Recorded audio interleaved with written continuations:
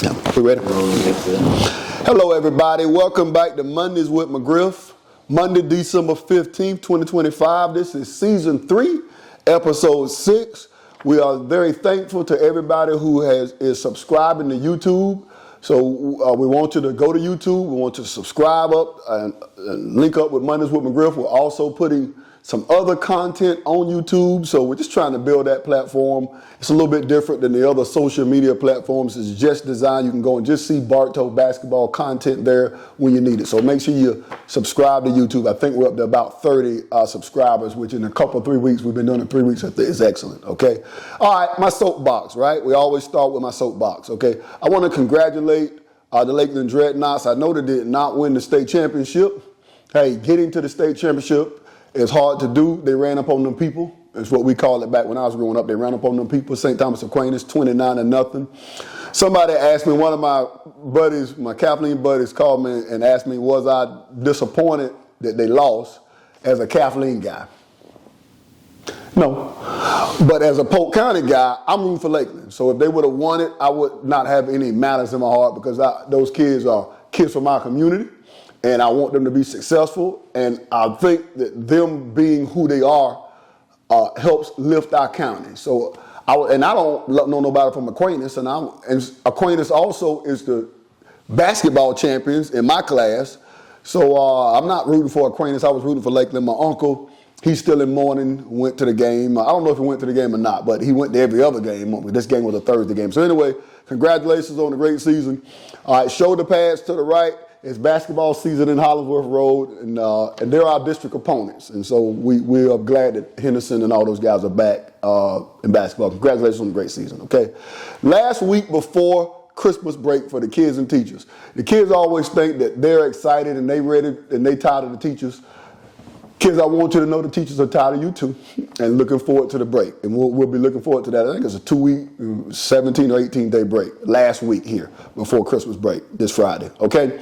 Our 3 keys for success this week. Something that came up a couple weeks ago. I think we started it in week 3, okay? And we're going to keep rolling with it because it's been working well. I've heard some positive comments about the 3 keys to success. So we've had rejuvenation, recreation, and reunion. We've had routine, rise, and a good rapport. The team works together. Last week we had character and concentration equals consistency. This week are the 3 P's, all right? Process. First one is process, okay? Everything we have been doing and everything that we're trying to get done, we do in practice today. Okay, everything we're doing in the games, everything we're doing in film study is about the process. It's not about the results. We know that the team is doing well, but if we just focus on the outcome, and I got this a lot from Kirby Smart, the University of Georgia coach, got it from Nick Saban. That's who he got it from. The guy at Indiana, if you guys who follow college football, they're 12-0. Shout out to Ro Hardy, Lakeland alum. Shout out to his dad and his brother and his sisters at Winter Haven and his mom. Shout out to the Hardys. They're at Indiana with that guy, Kurt Cinetti. Okay, he's a process-oriented guy. All those guys come under the Nick Saban tree, so I do a lot of reading and studying on that. It's not about the result. It's not about me scoring 2 points. It's about me doing all the process right with my mechanics, my shooting mechanics, my footwork. So we've taken that into practice, and we tell the guys, how have you been able to keep them focused with the hot start, with the consistency in practice, with our demands in practice? So we want to be process-oriented. We're not worried about the results. The results will take care of itself. And the guys are really taking hold of that. So first P is process, okay? The next one is passion. Now, most of the time, kids have great passion for games. We've tried to motivate our kids, and we push them to have passion for practice, and passion for film study, and passion for learning, and passion for each other in regards to loving each other in tough moments and adversity. These guys have done that, okay? These guys they've gotten better in practice from October 27th to the day, December 15th, right? And they've celebrated each other. We're going to talk about some different guys that are stepping up along the way. When you have a championship team, it can't be one guy. Okay, we can't win just if one guy does all the scoring. We got to have different guys. That's happening. And so, we went to church yesterday, and we ate after church, and with the passion that the guys showed in worshiping together. And so you got to have a passion for excellence, not just for the games, but for the process. We talked about the first P, the process. And so our guys are doing it. The process, passion, and then the third 3 is progress. We're 8-0, we're excited about it, but we still have to make progress. If we don't get any better from December 15th to February, we can't make our goal. Our goal is to hoist the 6A trophy. We can't do it. Okay, so where we are today is wonderful. It's not where we want to be. And so we talked about the progress and being process-oriented and being loving what you do. Passion is just loving what you do. Not just loving the good stuff, not just loving the great lob pass from Jay Crosby to Derwin Link. The fans love, but loving the process and the practice and the weightlifting and the film study and being a great student in class. Loving that stuff too. Okay, and so we're progressing. We progress today in practice. We got a great opponent tomorrow we're going to talk about. But here's the key. You've got to keep, every day we're discovering something new about ourselves that we can do. And we'll talk about that in the rest of the show. And so sometimes progress is making something that seems mundane. You know, the layup line may seem mundane, but we're going to focus on something new, a footwork, a hand placement. That's for coaches on the ball. And so these guys are embracing that, and that's why we've had success. So the 3 Ps for the week that we're focusing on in progress, passion, and process. All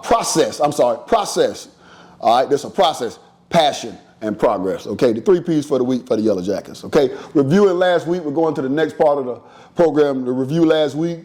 Another 2-0 week. We're 8-0 for the season, 8-0. I told y'all last week as a coach, I don't look in, some coaches look and count wins. I've never done that. I've never really worried about wins. I've cared about championships, right? But did I expect to be 8-0? I don't know that I expected that. Credit goes to the players. The credit goes to the guys. They have really embraced each other. They work hard. You know, they started working in off season. This isn't something that started October 27th. Okay, we got our butt beat by Orlando Evans. They just thugged us. They punked us. I want the guys to remember. They thugged us. They punked us. They hit us. It was whooping. I would say more words, but this is a family-friendly show, right? And the next week, we started. And all spring, summer, and fall, these guys have worked like the team that they want to become. They want to be champions. Not champions yet. And so to start out 8-0, man, they every challenge we have given them, they have risen to the challenge. And they're tenacious guys. They want to win. So we ask them, do you want to win? We ask them questions. Do you want to win? Okay, well, this is what it takes to win. And they're answering the challenge. So being 8 is hard to do. It's not easy to do. Okay? All right? This is my 24th season. We've only had one other team to start 8-0 or better. That was the 2003-2004 team. We talked to you guys about them last week. They started 9-0. They finished 15-12. Kind of fell apart a little bit because of some things that were happening on the team. But it was my first winning season. It was my second season in Bartow after a 6-win first season in Bartow. Guys, I want to shout out those guys. Some of them are watching the show. Marvin Williams, his son's playing. Jamal Tucker, his dad's coaching. Tony Garrison. And Shemaine Law was another good player on that team. I want to say this right here because the kids mentioned the streak this week. It's the first time they mentioned it. And they mentioned, well, Coach, we want to get 10. We want to get to 10. James Rattery mentioned it because we want to break the streak. And I told him the streak is not as important as the improvements we're making each day. And so I don't care about the wins. I mean, I want to keep winning, right? I'm not lying to you. I care about winning, but I care about the process, right? And the passion in which you do it for us to make progress. And so shout out to the guys, 8-0 start, second time in my 24 years. I think it's only happened, Coach Austin was 34-1. I think they got off to a something in one start, like they lost at Christmas time, so probably 8-0, 9-1. I didn't ask him about it, but it hadn't happened too many times in Bartow. And we've got more district titles. I think we got 34 than anybody in Polk County, and so it's hard to do. Congratulations to the team.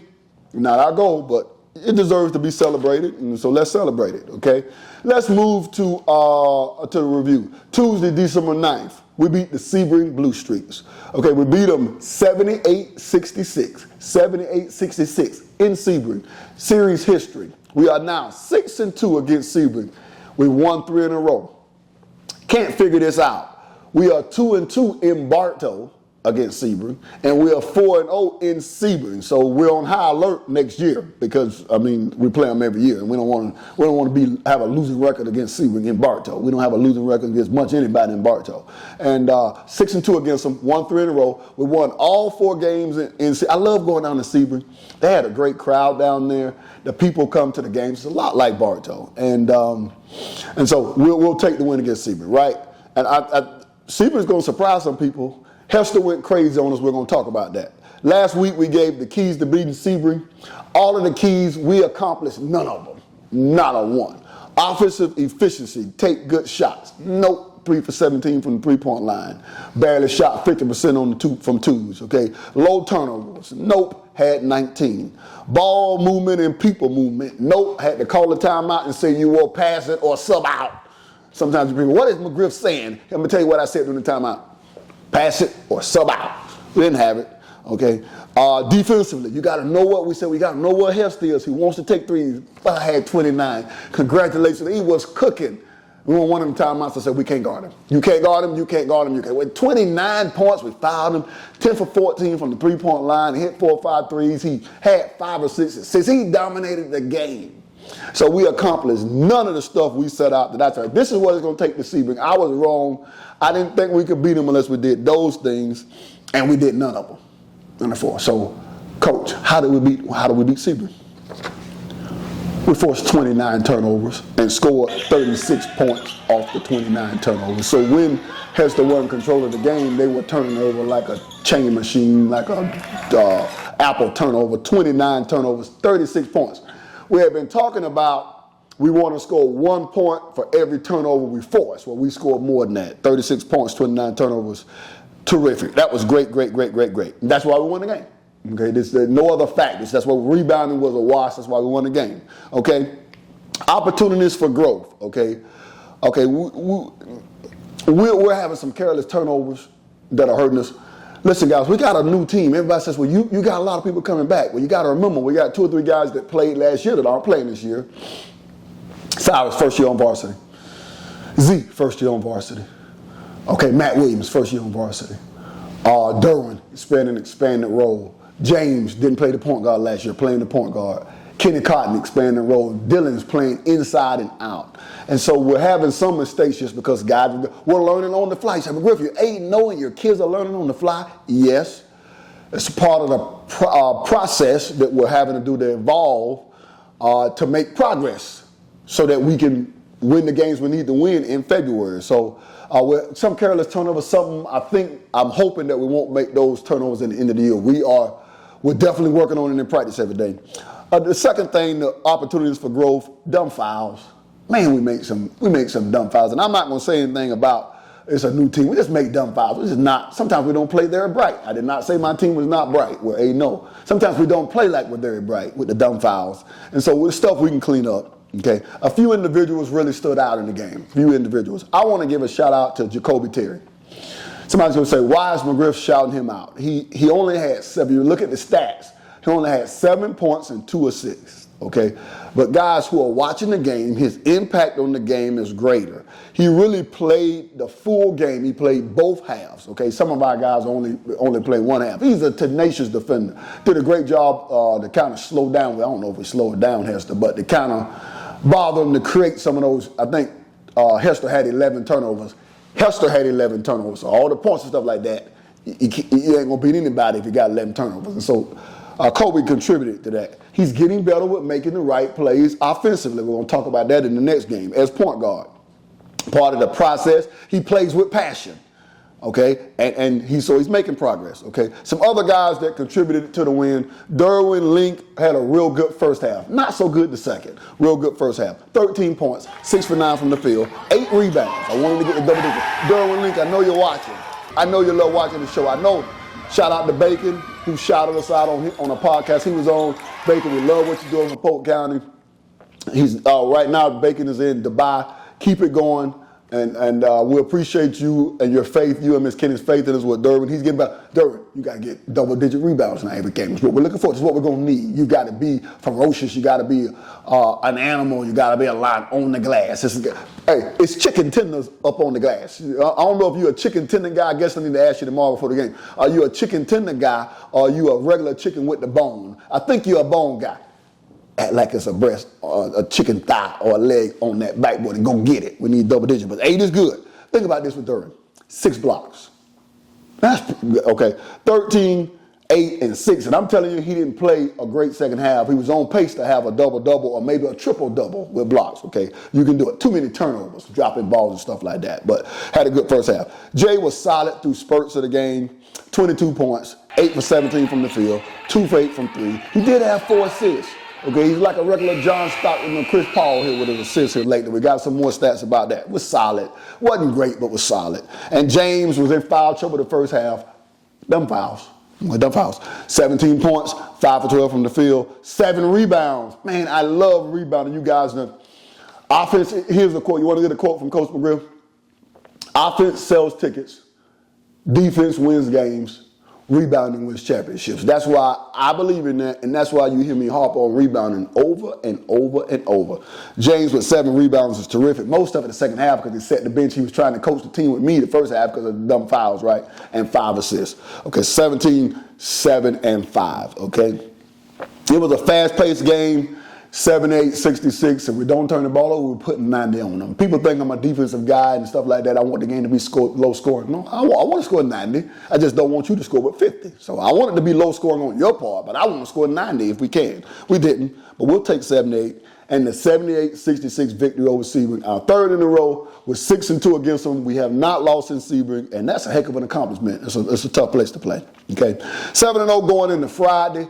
We had a Christmas parade in Bartow. We told you we love that because the cheerleaders come in their ugly sweaters. The JV game's not well attended, and all of a sudden, boom, the crowd shows up. Most people walk from Broadway to the gym, and it was a great atmosphere as the Miami Northern Vikings came calling.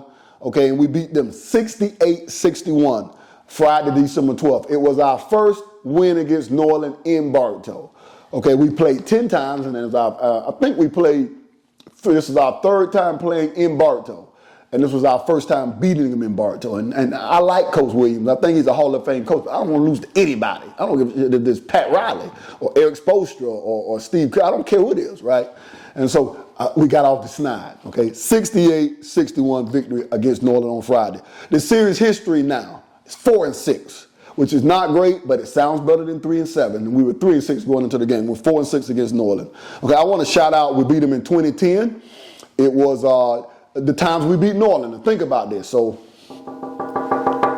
that was a table. I don't know if you can see it. We beat them in 2010 in the Christmas tournament in Tampa. We won the state championship that year. We beat them in 2013 in the Christmas tournament in Atlanta. Okay, we made the Final Four that year. I think we was 27-4, lost to Ely. That was Chris Perry's senior year.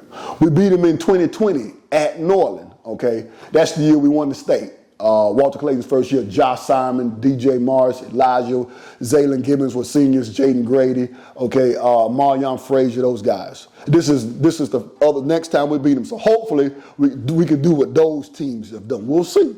But you can't, for us to beat Norland, you got to be tougher. You got to be more physical. Okay, and we did that. So it's a big win. Okay, I think Norland's 5-3 or 5-4. They played a tough schedule, but they'll be a playoff team and be in the second round and the third round of the playoffs. Okay, we said last week the 4 things we had to do to beat Norland. Okay, so it's crazy. All the stuff that we said we had to do to beat Sebring, we did none of them, but the turnovers negated it. All the things we said we had to do to beat Norland, we did it. So I was 1 for 1 in my predictions, all right? I said we had to handle Norland's pressure. Yes, we did. We had 17, we had 18 turnovers. That's normally how we want to be, between 12 and 14. But with the way Norland plays, okay, some of the turnovers were just inexperienced turnovers. James was great handling the pressure. James was the key. James Rattery is first-year point guard. And I know he plays travel ball and stuff like that, but he's never really been the lead guard and playing like a college point guard. We try to coach our guys like a college point guard. And Jay James Rader is certainly stepping up. He was terrific. Had 4 turnovers, but man, he got in the lane against their pressure. He didn't let their pressure bother him. He contributed. He got everybody else involved. Okay, our cutting to the layups were great. So yes, we handled their pressure. Okay. Second thing, it was keys to success: rebounding and interior scoring. Check. Thuggery. You guys know thuggery in the pivot. We just hit them. Bam, bam, bam. 29-17 on the glass. I could coach football. Coach, I don't tell that to Coach Morrell because I don't have time, right? 29-17 on the glass. We beat them on the glass. And thuggery in the pivot. How do you know it's thuggery in the pivot, Coach McGriff? Bartow points in the paint, 42. Norland points in the paint, 22. Thuggeration. You beat Norland on the glass, and you double them up inside. You won the game, right? Okay, and the third point was to make them uncomfortable with our defense.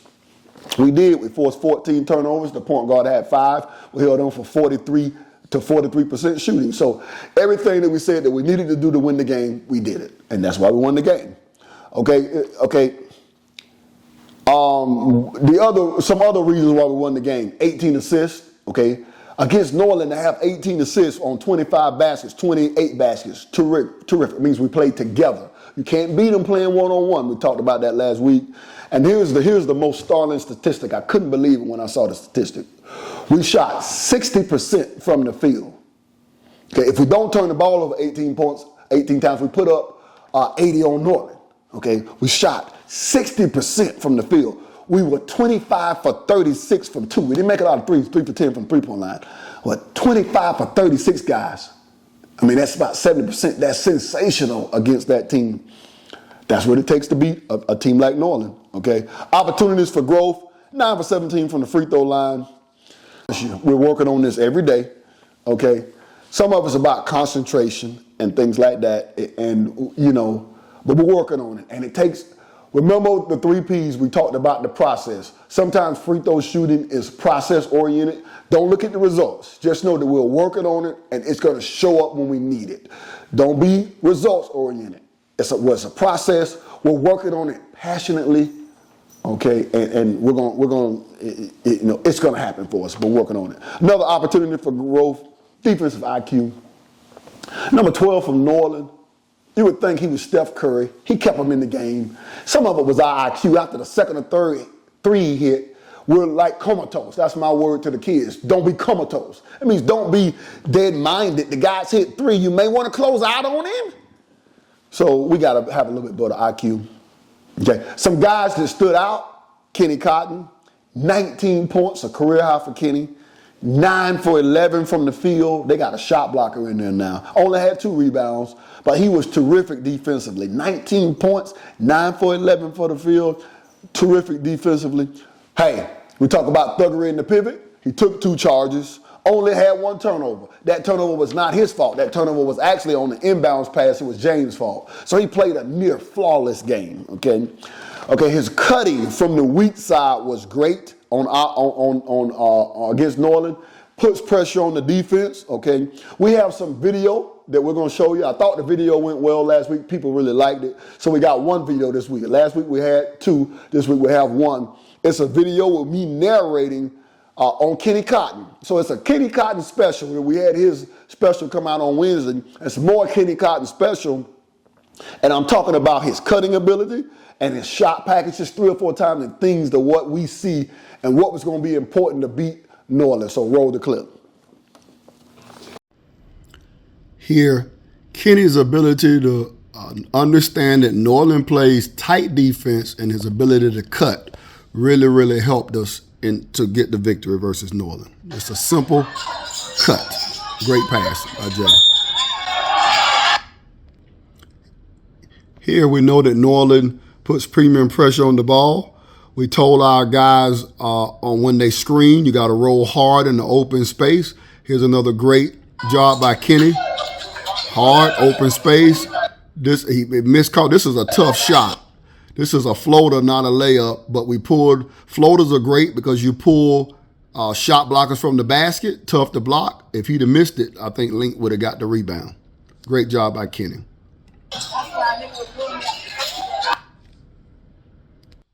Here, this is probably the best cut in action of the game. We're in our motion offense. We are a help team, so all the space that you see that's open in the middle of the floor is not there when we do it right. When you're playing us, New Orleans, one pass away, they want to pressure everyone on the court, so they're tight. Kenny Cotton goes up the screen for Kobe. That's our normal offense. Watch it.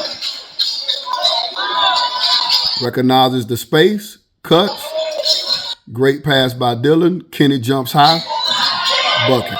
Guys' ability to cut and see space, get some buckets in Bartow. Last thing, we really worked on guys. We know that New Orleans going to play tight. Here they are again. Okay, and his man is going to close out tight on him. And you have to drive the pressure. You can't be tentative. And most people don't know Kenny as a scorer, but he can get to the basket. He's got a great first step. Here you go. Here you see it. Great first step by him. Just tough shot. Floater. Bucket. Bartow. All right. Other guys that stood out. James, great. I mentioned, shout out to James, was great handling handling their pressure. I only had 9 points and 4 assists, but most of the pressure falls on the point guard, and he was terrific, outstanding. And so his first time in 3 tries, we beat them. They won the last 3 games. The last time we beat them was Walter Clayton. He handled the pressure. So you got to have a great point guard. I thought James was really good. 4 assists in the game, and great defense by James. I want to mention 2 other guys, and I want to mention these stats only with these 2 guys, okay? Jay Crosley had 7 assists. Great floor game. Great floor game. Don't care about the points he scored. Defense was decent, okay? Got to still take charge, ball up. 7 assists, okay? Jacoby Terry, 5 assists. So when you get those 3 guys, James, Jay, Jacoby, the 3 J's. I call them my 3 J's. I didn't know that rhymed. James, Jay, and we call them a lot of times Kobe. We're going to put Jacoby on it. When those guys got, between those guys, 7, 5 is 12, 4, okay, they got 16 assists. That's why we won the game. And so I thought, shout out to Jay Crosley and with his career high in assists, and shout out to Kobe. Okay, we're going to next weekend. Great win over New Orleans. We'll take it. We're now 4-6 versus New Orleans. Still sounds not great. Better than 3-7 or 3-6, right?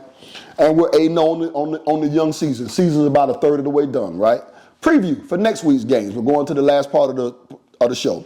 We play Tuesday, December 16th. We're going over to Lake Gibson. Lake Gibson is 0-6. We're going to talk about that a little bit, but we're going to Lake Gibson Tuesday.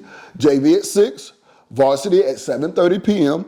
Series history, we are 12-1 versus Lake Gibson in Coach McGriff in my tenure, okay? We have not always played them, okay? We're playing them more because we're in the district, right? We're playing them more because of the coach. We'll talk about that in a minute, okay? Brendan Boatwright is their coach. He's a class of 97 guy from Lake Gibson. I'm a class of 97 guy from Kathleen, so we grew up together. Okay, shout out to class of 97. Hope you're watching. This is his 5th year as the head coach at Lake Gibson. Okay, he also coaches, him and his brother Quint, football for the Lake Gibson Braves. Okay, and most people today consider Lake Gibson like a football school. When I grew up, Lake Gibson was a basketball school. Okay, my brother in Christ, my pastor, my friend, my basketball junkie brother in Christ and in crime, Chris Query, he reminded me that Lake Gibson has a risk, and shout out Pastor Query, right? And shout out to Jeremiah and the whole Query family, and shout out to the New Mount Zion family that I know is watching the show because they support him, because Matt plays and stuff like that. He reminded me this weekend that Lake Gibson has a rich basketball history. Do you people know that Lake Gibson advanced to a Final Four in 1994? I believe Cecil McClellan, Gary Meyer had left. Gary Meyer opened the school. You guys know Gary Meyer. Shout out to Coach Meyer, made the Hall of Fame. Gary Meyer opened 2 schools. He opened Lake Gibson in 1980. He opened George Jenkins, I believe, is in 1993 or 1994. Well, the year he left, Cecil McClellan, you guys remember Cecil McClellan, took over, led Lake Gibson to the Final Four in 1990. They have a rich basketball history.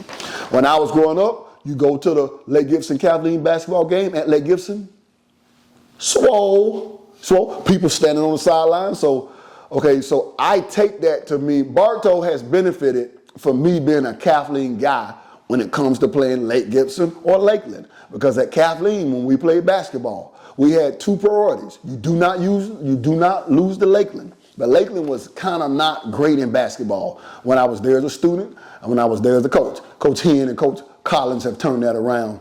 And shout out to T.O., Coach Johnson, between them. But Lake Gibson was pretty good, and we didn't want to lose to Lake Gibson. Marquise Roberts was coaching JV when I coached JV. Shout out to Coach Marquise. Okay, we didn't want to lose to him in nothing, in Jackstone. I told him, I don't care, I love Marquise. I don't want to lose to him and running to the door. Okay, so I've carried that in Bartow. And so I told the kids that Lake Gibson will be ready because Lake Gibson plays great at home. They shoot the ball great at home. I don't care about the 0-6 record. They lost a couple of games by forfeit because they got in a fight. They thought they were playing in the WWF. This ain't WWF, guys. It's basketball. Put your gloves down and let's shoot the hoop, Lake Gibson. But they're better than what their record shows. They're going to be ready to play at home. Why? Because every time we went to Lake Gibson, when I was a fan, my sister was cheerleading. When I was a student at Kathleen, when I was an assistant coach at Kathleen, Lake Gibson plays great at home. And the Yellow Jackets are coming to town. Lake Gibson's going to play great at home, right? So we're going to be ready to play. And that's why Bartow's going to be ready to play, right? Top players for, and thank you for that shout out, the reminder that Lake Gibson has a rich basketball history. Final Four in the 90s. And I don't want him going to the Final Four this year, though. Okay. Top players for Lake Gibson, Cam Cottingham can get to the rim, number 15, can shoot it. Guys, Cam's one of the best players in Polk County, aggressive defender.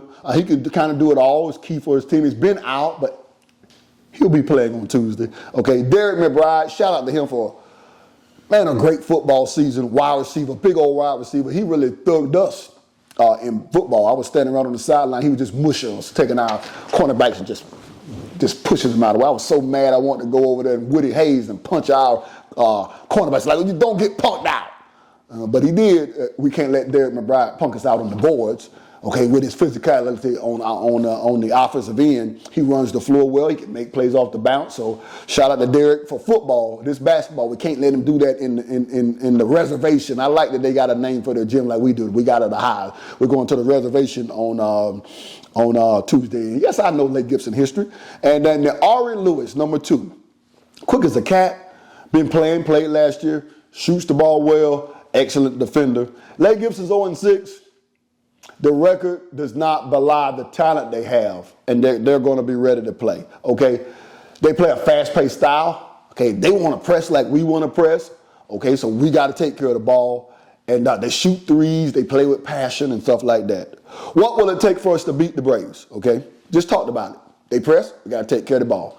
I don't want 18, 19 turnovers. Like to keep it around 12. I'm not certain we're ready to do that yet, but we're gonna find out, right? And we gotta understand how Lake Gibson plays. They want the game to be frenetic.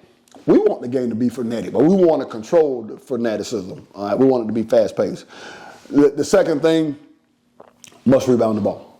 Okay, teams like Lake Gibson, you must pound the paint. You must rebound the ball. Paint points and rebound the ball. Okay, keys to beat Lake Gibson. Tuesday, December 16th. At Lake Gibson. We'll be there on time, fans, so don't think we got our bus there early. JV will start at 6. Varsity will start at 7:30. We're headed to the reservation. There's an old Kathleen boy where I like going to the reservation, and we're coming to win, and Lake Gibson's coming to win. Should be a great game. And it's a district game, because Lake Gibson's in our district, right? Then on Thursday, December the 18th, Newsom Wolves are coming to Bartow. They are 7-2 on the season. Newsom is probably closer to Bartow than most of the schools that we play. They're certainly closer to us than Lake Gibson. They're closer to us than Haines City, Davenport. They're about 25 minutes down Lithia Road down there. First time that we're playing them in the regular season. They're 7-2. JV begins at 6. Varsity begins at 7:30 in Bartow. Series history. We've only played them one other time, other than this. We're 1-0 against them. Special game the one time we played them. We played them in the 2010 regional final. Jeremiah Samarippis, Wheelings Boville, Reginald Polite, Vincent Reed, Dion Mervin, Tevin Grant, okay. John Mackey was their coach. It was my first state championship, Bartow's 4th state championship, but my first one. The game, I got the facts. February 27th, 2010, we won 60-58. We squeezed by. All right, that goes our second Final Four, our first state championship. I want to tell you guys a story of why I love regional finals. The kids always ask me, well, what's the most important game? What's your favorite game? My two favorite games are the time we upset Lake Wells with Dominique Jones. It was when we announced that we were going to be a contender. We were not just going to be everybody's punching bags. And back then, only the district champion and runner-up went to the playoffs. So it wasn't no max preps. You had to get to the district championship game. And we beat them in the district semifinals in Bartow and knocked them out. They were the number 2 team ranked in the state. Kathleen was number 1 that year. All of us in the same district. We had a tough district. And we knocked them out. So that was my favorite game of all time. My second favorite games are the series of games, the regional final games. So we had to go to Newsom. I want to tell you guys a story. Back then, there was no online, there was no GoFan, right? And I'll try to keep this to 60 seconds. And producer, if I get past 60 seconds, just stop me because I can get long-winded. Okay? But this is my show, so I can do what I want. So he can flash me, but I'm going to do what I want anyway, right? So I'm going to try to keep this short, right? Back then, there was no GoFan. You had to get tickets. You had to call the school, so we had to call Newsom to go get tickets for the game. We had one on Tuesday. We were going to play them on Saturday, okay? My AD didn't want to go, and I was excited to be going, right? Second regional final and under my tenure. Newsom's 25 minutes away. I told my AD, I'll go get tickets. We called them. We requested 500 tickets. They said, well, that's a lot of tickets. Are you going to sell these tickets? I don't know if we're going to sell them or not, but we want our 500 tickets. The state says that, okay, you get, as a visiting team, most coaches don't know the rules. The state says as a visiting team, you can request up to 40% of the tickets, that they cannot shut you out of the tickets. And they had a 1,500 seat gym, something like that, and we were only requesting 500. I go over there, get the 500, okay, go, I give them to Geraldine Watson. God bless Miss Watson, Bartow people, you know where I'm going. And Miss Watson was selling tickets, not just at school, but she took them home. People were coming up to her house and knocking on the door for tickets. We had to call Newsom back and ask for more, ask for the rest of our 40% to get up to our 40% of tickets because we sold those 500 quickly. We walked in there. Newsom's got a student section. Okay, half of one side of the bleachers is student section. They stood the whole game. It was a great atmosphere.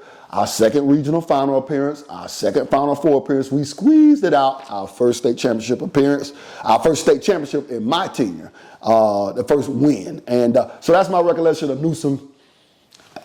I hope it's going to be packed like that, but I don't think it's going to be 500 people there on Thursday, but we'll have a good crowd. Newsom will travel. Okay, so serious history, a little nostalgia from the Yellow Jackets. Okay, Coach Barry Jacobs is the coach now, 5th year coaching. Offensively, man, they have great.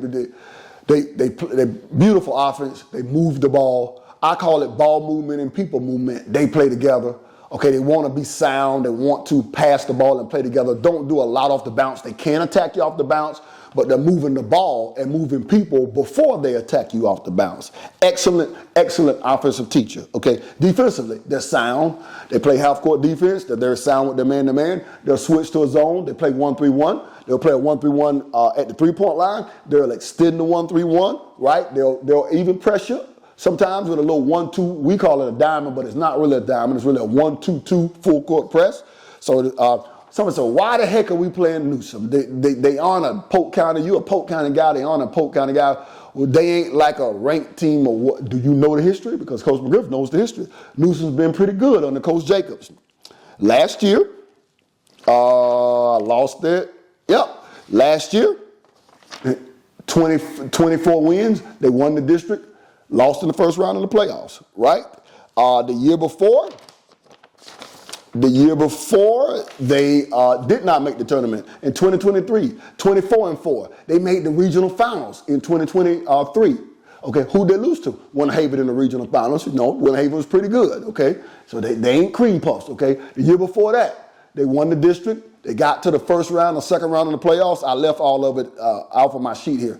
Got to the first and second round in the playoffs, okay? Lost to Dr. Phillips, okay? So Newsom's a pretty good team. Second reason why we play them, they're 25 minutes that way, okay? And so it's easy for them to come to Bartow. We're going back to them next year. And great way to start a series, right? Okay, some people we ought to be worried about. Number 11, Alex Ortiz, left-handed, plays inside out, can finish over top of us. Good passer, okay? Shoot the three-pointer, okay? Pretty good. Number 3, Aiden Nelson, point guard, good shooter, good defender, handles the ball well. We're going to have to see how well he handles it against pressure. Against them in the offense, very patient. Looks like he's cerebral. Okay, didn't get a name, some uniform malfunction, didn't get a name for number 2, but also number 2, pretty good. They have another 6'7", 6'8" post inside. They have not sent their roster yet, so I couldn't get the official numbers. We'll have them Thursday. But very sound team, have some length. We're going to have to be ready to play. What will it take for us to beat Newsom? Okay, we cannot allow them to run their offense and be patient. Okay? We have to put pressure on them. We have to take them out of their offense the way Bartow does it. Okay, they want the game to be patient and deliberate. Even though they can run and they will run, we want the game to be high-paced and frenetic. We like chaos. Chaos does not bother us. We play in chaos. We practice in chaos. We live in chaos in the weight room. Okay, we create chaos in everything we do so our guys can think in chaos.